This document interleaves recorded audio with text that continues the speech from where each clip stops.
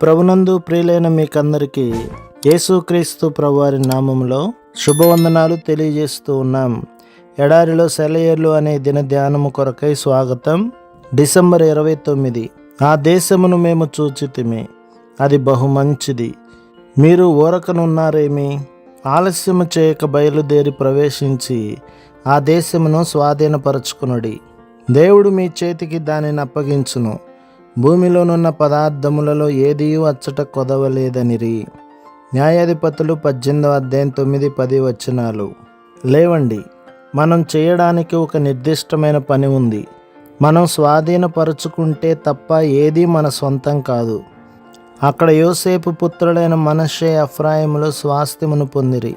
యెహోషువ 16వ అధ్యాయం 4వ వచనం. యాకోబు సంతతి వారు తమ స్వాస్థ్యములను స్వతంత్రించుకొందురు. ఓబద్యా గ్రంథం 17వ వచనం. నీతిమంతులు శ్రేష్టమైన వాటిని స్వాస్థ్యముగా పొందుదురు. దేవుని వాగ్దానాల విషయంలో స్వాధీనపరుచుకునే విశ్వాసాన్ని మనం కలిగి ఉండాలి. దేవుని మాటను మన స్వంతమైన వస్తువులా ఉంచుకోవాలి.